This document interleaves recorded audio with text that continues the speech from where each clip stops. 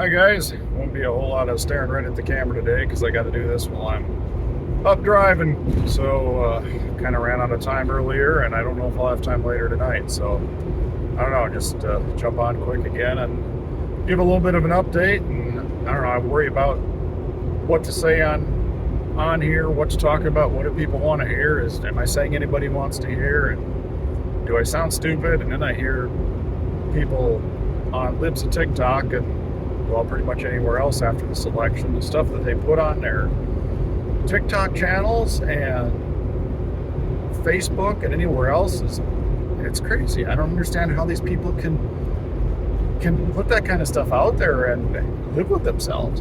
I don't know. It's there's got to be some kind of. I mean, Trump derangement syndrome is real, but they're delusional people, and I guess at the very least, it can make me feel better about what I'm putting on here and my nervousness or inability to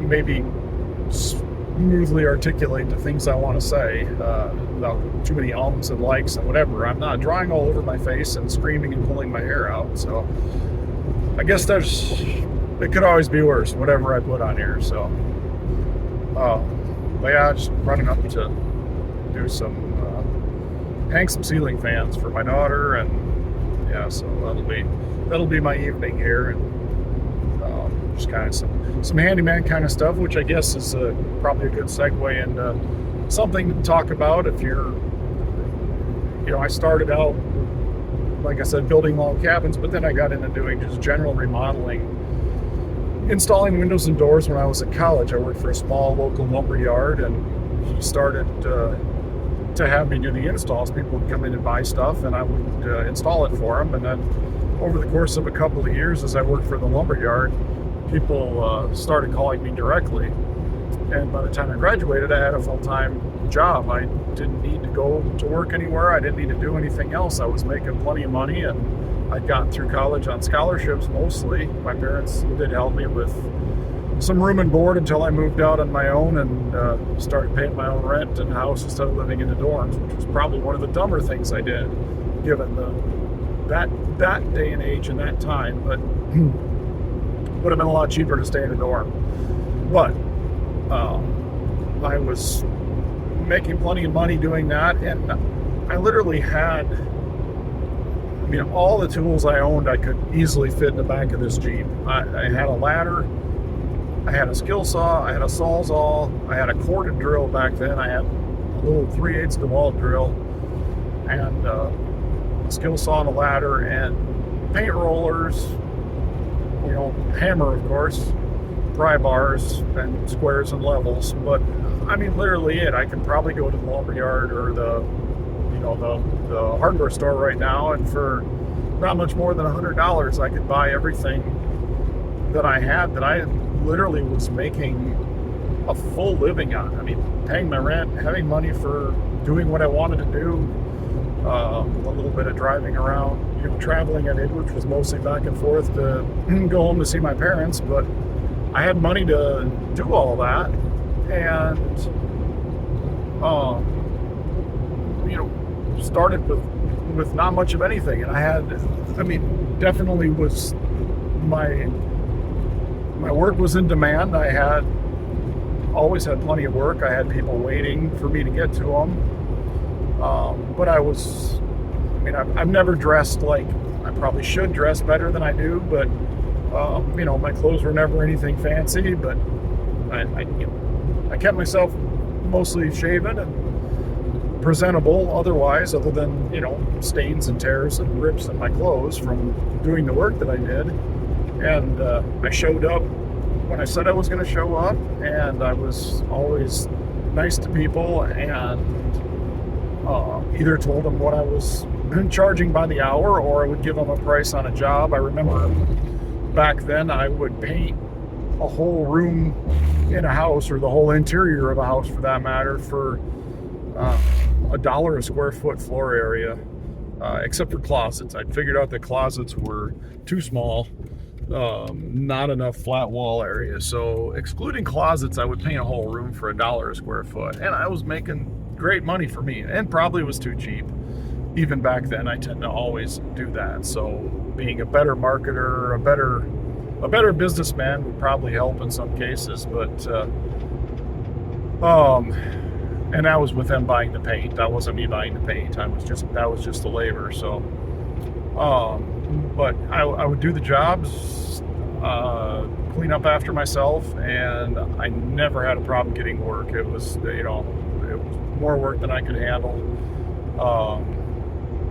And started to be able to pick and choose more of what I wanted to do. I did a lot of interior painting down when I was down there. That was probably the bulk of my work for quite a while. You definitely got to be somebody with attention to detail for that, for clean lines and trimming and that kind of thing. But I did a lot of painting, and then I got into tiling. I did a lot of ceramic tile as well, and that kind of went along. I got more and more into kitchen and bathroom remodeling as I refined what I did or got known for doing things. That's mostly what I was getting called to do. So I could go in and I could tile the floor, I could tile the countertops if they wanted, and backsplashes. But again, I had a Harbor Freight cheap tile cutter, a score and snap tile cutter. I bought one of those for probably $20 way back when, and I still have it today. The thing still works. I've never even had to replace the wheel on it. So it was a good, I bought a tile nibbler. I remember that was a little more expensive, but I had to spend $20 on a pair of pliers or something for chipping tile out. I never did have the good hole saws for drilling hole through tile, especially hardened like floor tile, which is really hard, the double fired stuff. So I'd have to plan my grout lines so I could have the hole halfway in, and cut two tiles, because I couldn't drill a hole right through the middle. But I could, these days they've got the angle grinders with those diamond bits in them, or the diamond blades. You can cut about anything pretty much on the cheap. So for starting out today, if somebody is, you want to get into doing stuff, I started with a 78 Ford Pinto. I couldn't haul a sheet of plywood to save my life, but I could get stuff over there one way or another, and then with a skill saw and a hammer and a drill, I could build about anything. So in this day and age, you can pick up a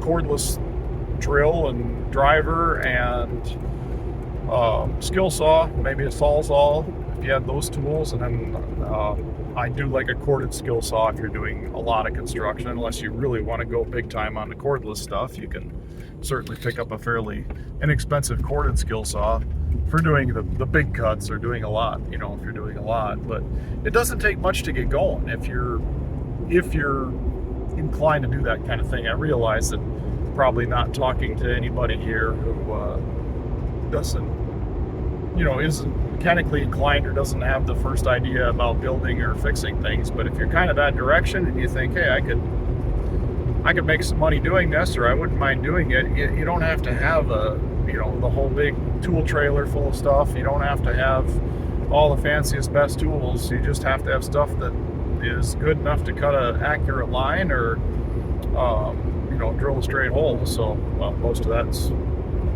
how you hold the drill, which is pretty amazing. Side note, like, people to run a screw straight in with a drill is something that, over the years watching people do it, that's actually something that it takes some, I don't know if it takes practice or if it just is a natural ability to do it, or what it is. But if you can run a screw straight in without camming the screw out and stripping the head of it out, you're probably well on your way to being able to do at least framing type carpentry, or building a deck. That's kind of a good place to start too. Decks are, usually not precision, lots of miters or anything like that. Yeah, put some holes in the ground and pour some concrete in them, and put a post base in it, and put a couple posts in, and put your subframe and throw your frame across and throw some deck boards on. It can be a pretty quick, easy process. So good practice for building things, getting your techniques figured out. So it doesn't, yeah, said my basic point is it doesn't take much to get started doing it. If it's something you like to do or something you can do on the side, it's pretty cheap and easy to get into it. For literally a couple $100 if you got a vehicle, you can probably get enough tools to get out there and get doing it, get a couple jobs lined up, and get some word of mouth. And you never know where it'll go. So anyway, that's my thoughts for today. Until next time.